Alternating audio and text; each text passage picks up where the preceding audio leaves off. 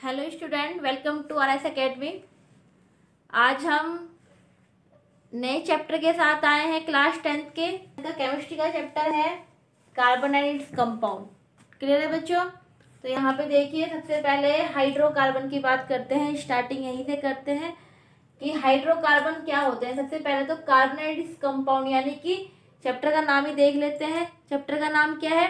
Carbon and its compound, यानी कि ऐसे कंपाउंड जो किससे मिलकर बने हैं? कार्बन से मिलकर बने हैं, उन कंपाउंड्स की बात करेंगे। क्लियर है बच्चों? तो यहाँ पे देखिए, सबसे पहले हाइड्रोकार्बन, नाम है हाइड्रोकार्बन, यानी कि हाइड्रो मतलब हाइड्रोजन और कार्बन, यानी कि जो क्या हो रहा है हमारे हाइड्रोजन प्लस किससे? कार्बन से मिलकर बन रहे हैं, वो क्या होते हैं? हमारे हाइड्रोकार्बन होते हैं। तो डेफिनेशन एक बार देख लेते हैं। Compound made up of hydrogen and carbon only is called the hydrocarbons, यानी कि जो हमारे हाइड्रोजन और कार्बन से मिलकर बनते हैं वो क्या होते हैं? हमारे हाइड्रोकार्बन। एग्जांपल्स में देख लेते हैं। जैसे मैंने लिख दिया CH4, ये क्या है? मीथेन गैस होती है। क्लियर है बच्चों? क्या होती है? मीथेन गैस होती है। CH4, अब देखो जो ये बना है C, कार्बन है इसके अंदर और क्या है? हाइड्रोजन है। तो यानी कि जो हमारे कार्बन और हाइड्रोजन से मिलकर बनते हैं वो हमारे क्या होते हैं? हाइड्रोकार्बन्स होते हैं। अब CH4 हो गया, C2H6 हो गया, ये सब क्या है? इस तरह के जितने भी कंपाउंड्स होते हैं वो सारे क्या कहलाए जाते हैं? हमारे हाइड्रोकार्बन। तो इस चैप्टर के बच्चों, तो अब आगे हम इसमें बात करेंगे कि जो हाइड्रोकार्बन्स होते हैं, हाइड्रोकार्बन जो होते हैं हमारे, वो कितने टाइप के होते हैं? हाइड्रोकार्बन हमारे 2 टाइप्स के होते हैं। एक होता है हमारा सैचुरेटेड हाइड्रोकार्बन, और दूसरा होता है अनसैचुरेटेड हाइड्रोकार्बन।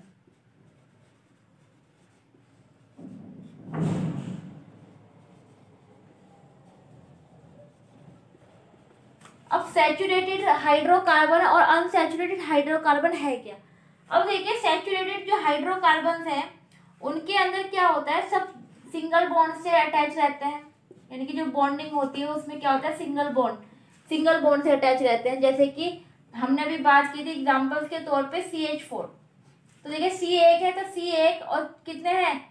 अब हम इससे पहले एक बात जान लेते हैं कि जो कार्बन होता है, कार्बन की जो वैलेंसी होती है वो कितनी होती है? 4 होती है। ठीक है, क्योंकि 4 कैसे आई है वैलेंसी? अब देखिए, हमने बात की थी कि जो कार्बन होता है उसका एटॉमिक नंबर कितना होता है? 6। तो जब इसका इलेक्ट्रॉनिक कॉन्फ़िगरेशन करते हैं तो कितना बन जाता है? 2 और 4। तो आउटर मोस्ट सेल के अंदर जितने भी इलेक्ट्रॉन, वैकेंट इलेक्ट्रॉन होते हैं, यानी कि जो बचे हुए इलेक्ट्रॉन होते हैं, वही क्या कहलाती है? उसकी वैलेंसी कहलाती है। यानी कि जितने भी इलेक्ट्रॉन की नीड होती है उसको अपनी शेल को कंप्लीट करने के लिए, अपना ऑक्टेट कंप्लीट करने के लिए, वही हमारी क्या कहलाती है? वैलेंसी कहलाती है। तो क्या हो, जो कार्बन होता है उसकी वैलेंसी 4 हो गई है, तो यानी कि ये कितने बॉन्ड बना सकता है? 4 बॉन्ड बना सकता है। क्लियर है बच्चों? तो यहाँ पे क्या है, जैसे CH4 है तो कार्बन कितने? 4 बॉन्ड बना सकता है, और हाइड्रोजन एक बॉन्ड बना सकता है, लेकिन हाइड्रोजन 4 है तो इसीलिए एक बॉन्ड के साथ वो अपना अटैच हो गया है कार्बन से। क्लियर है? तो ये हमारा एग्जांपल क्या है? इसमें से वो सिर्फ सिंगल बॉन्ड, ये भी सिंगल बॉन्ड, ये भी सिंगल बॉन्ड से अटैच है। तो यानी कि क्या है? हमारे सैचुरेटेड हाइड्रोकार्बन। क्लियर है बच्चों?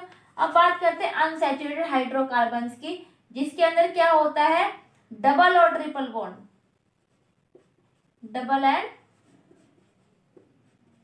ट्रिपल बॉन्ड जो होते हैं, यानी कि डबल बॉन्ड ये और ट्रिपल बॉन्ड ये, यानी कि जब कार्बन से कोई भी डबल या ट्रिपल बॉन्ड बनाता है तो वो क्या कहलाते हैं? हमारे अनसैचुरेटेड हाइड्रोकार्बन।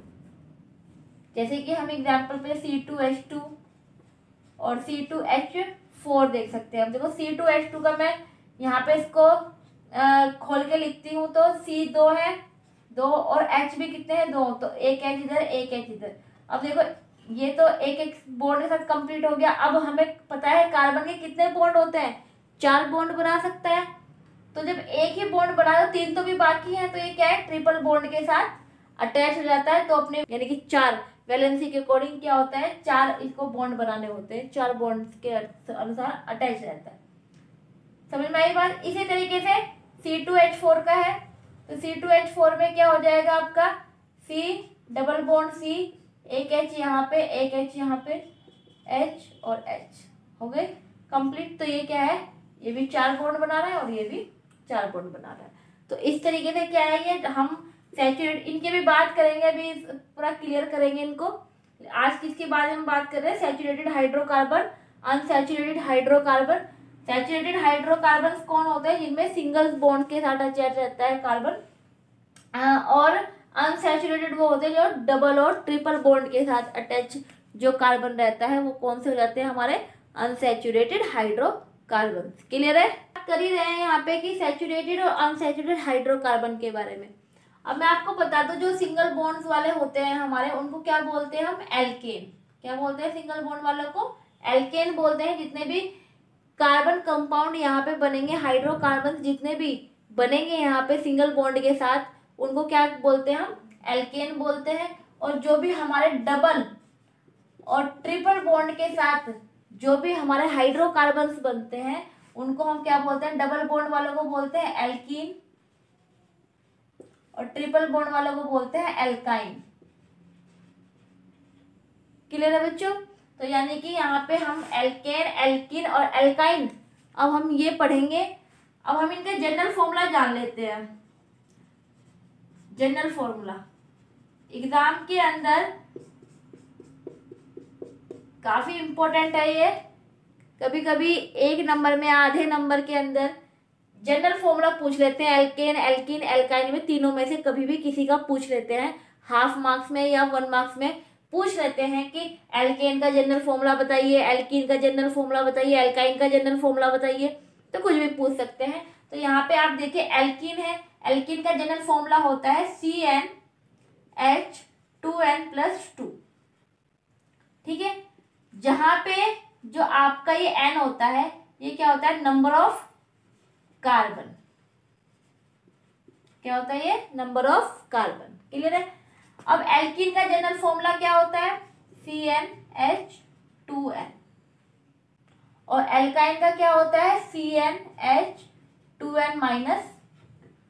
क्लियर है बच्चों।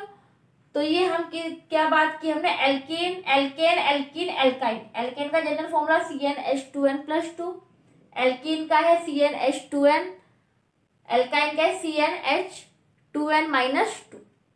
एल्केन और एल्कीन, एल्काइन के अंदर यहाँ पे +2 है, वहां पे -2 है, और यहाँ पे डबल बॉन्ड के अंदर क्या है, 2n है खाली। ओके, इस चीज का ध्यान रखना है। जनरल के लिए इतना ही है। इसका जो अगला पोर्शन है, यानी कि IUPAC नोमेनक्लेचर, यानी कि इसके अंदर जो हम IUPAC है नोमेनक्लेचर, वो हम अगली क्लास में हम नोमेनक्लेचर की बात करेंगे। काफी इंपॉर्टेंट है। क्लास 10th के अंदर 2023 के एग्जाम के अंदर शायद आपका IUPAC से क्वेश्चंस ना मिले, क्योंकि आपका ये पोर्शन कट है। अदरवाइज मैं इसको यहाँ पे वीडियो में डालूंगी जरूर, क्योंकि ये आपके क्लास 11th में काफ़ी इंपॉर्टेंट है। क्लास 11 12th में इससे आपको काफ़ी हेल्प मिलेगी, क्योंकि ये आपका बेसिक है। यहाँ पे क्लास 10th के अंदर 11th और 12th में IUPAC नोमेनक्लेचर आपके स्टडी में काफ़ी हेल्प करेगा। केमिस्ट्री के अंदर बहुत इंपॉर्टेंट, ऑर्गेनिक का सबसे इम्पोर्टेंट टॉपिक IUPAC नोमेनक्लेचर है। क्लियर है बच्चों। तो अगर आपको वीडियो पसंद आई है तो लाइक, शेयर एंड सब्सक्राइब जरूर करें। ओके बच्चों, थैंक यू।